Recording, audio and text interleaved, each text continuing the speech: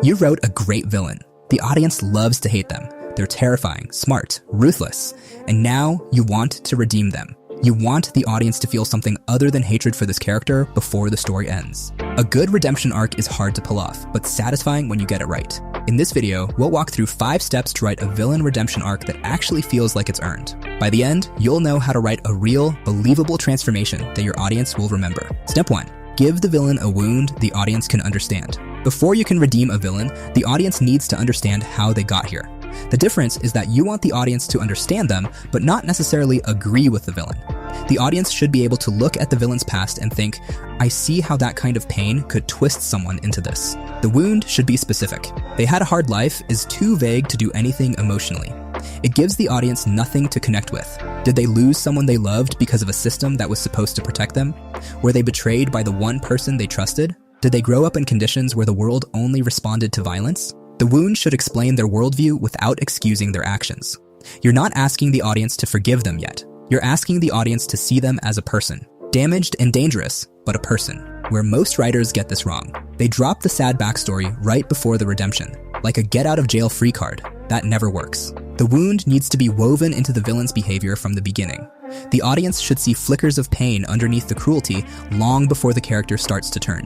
A backstory that shows up in the same chapter as the redemption feels manipulative. It feels like the writer is begging the audience to care at the last second instead of building that connection over time. One that's been subtly present the entire story feels inevitable. Ask yourself, what specifically happened to my villain that set them on this path? Can I point to moments where their wound influences their behavior even before the audience knows the full story? And does the audience understand the pain without being asked to condone the response? Step 2. Show the first crack before the turning point. The villain can't go from pure antagonist to redeemed in one scene. There needs to be a visible crack in their armor, a moment where they do something that contradicts their villainy well before the actual turning point. The crack should be small, almost unnoticeable. The villain spares someone they had no reason to spare. They hesitate when they should have been decisive and lethal. They show a flicker of discomfort at something cruel, even though they've done worse without blinking. The audience might not even register it consciously, but it sits in the back of their mind. That crack tells the audience this character isn't fully gone. There's something underneath the villainy that still knows the difference between right and wrong, even if they've been ignoring it. It plants the seed that a different choice is possible. Without it, the eventual redemption feels random. With it, the redemption feels like something the audience sensed was coming. Have more than one crack. Space them out. Make them escalate gradually so the audience can track the progression. The first is a single moment of hesitation. The second might be an act of quiet mercy when nobody's watching. The third might be a full internal conflict the villain can't suppress anymore. Each one makes the eventual turn more believable. Ask yourself, where is the first moment my villain acts against their own established pattern? Is it early enough that it doesn't feel like a last-minute addition? Can I count at least 2 or 3 cracks before the actual turning point? Step 3. Make the change to the good side cost them something real. A redemption arc without cost is worthless. It's empty calories for the audience. If the villain switches sides and everything works out fine, the audience won't buy it. Redemption requires sacrifice. The villain has to lose something they care about as a direct consequence of choosing to change. They might lose their power, their status, every ally, and every ounce of reputation they ever had. Everything they built through years of cruelty and manipulation. They might lose the one thing their entire villainy was built to protect or acquire. The people they hurt might refuse to forgive them, and they have to live with that. The cost should be proportional to the damage they caused. If the villain started a war, saying sorry isn't enough. They need to give up something that actually hurts. The cost also proves to the audience that the change is real. Anyone can say they've changed. Talk is cheap. When someone sacrifices something they genuinely value, when they pay a real price for switching sides, the audience believes it because they can see what it cost. Ask yourself what your villain wants most in the world, their deepest desire. Can their redemption require them to give that up? If yes, you've got the right cost. If they get to keep everything and also get redeemed, the audience will feel cheated. The cost doesn't have to be one dramatic moment either. Sometimes the strongest redemption costs are cumulative. The villain starts losing things slowly as they change. Allies who depended on the old version of them turn away. Resources they built through manipulation dry up. The identity they constructed over years starts crumbling piece by piece. By the time they fully commit to the change, they've already paid a steep price just getting there. And that gradual loss makes the final commitment heavier because the character knows exactly what they're walking away from. Ask yourself, what does my villain lose by choosing to change? Is that loss permanent, or does the story hand it back later? Does the cost feel proportional to the harm they caused? Step 4. Don't let the hero forgive them too easily.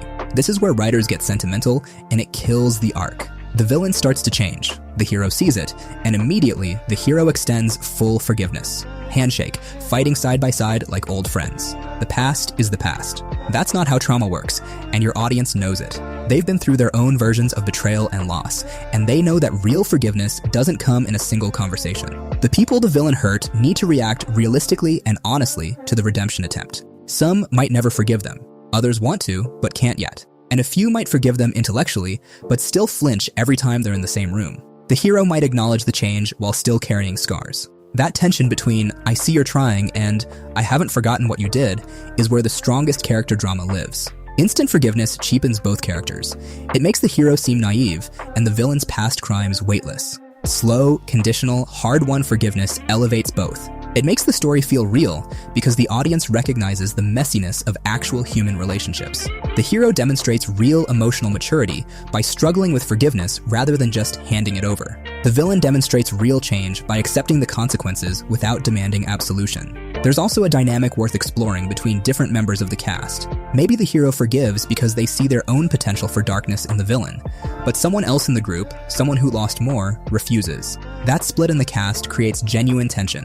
The villain is half accepted and half rejected, and they have to live in that gray space. It's uncomfortable and messy, which is exactly what makes it powerful drama. Some of the most powerful redemption arcs end without full forgiveness. The villain changes, they sacrifice, they prove it was real, and some characters never fully trust them again. That's not a failure of the arc. That's what makes it feel honest. Ask yourself, does my hero forgive the villain immediately, or do they struggle with it? Are there characters who never forgive the villain, and is that treated as valid? Does the villain demand forgiveness, or accept that they might not get it? Step 5. Let the redemption reshape their identity without erasing it.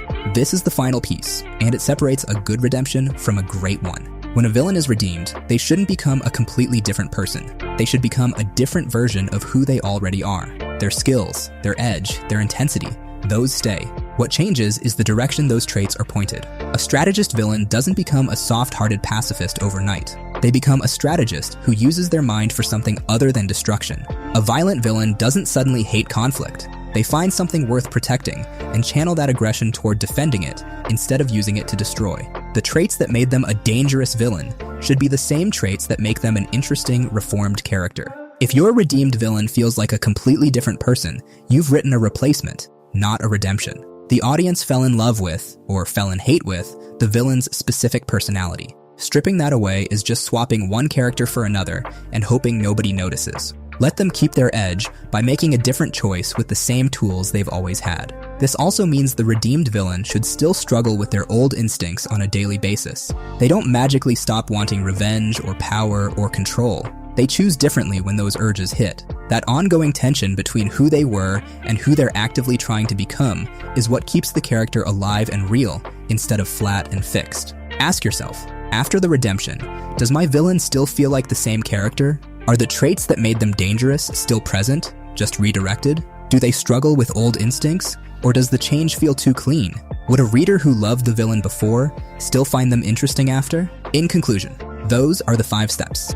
Give the villain a wound the audience understands. Show cracks in the armor before the turning point. Make the redemption cost something real. Don't let forgiveness come easy.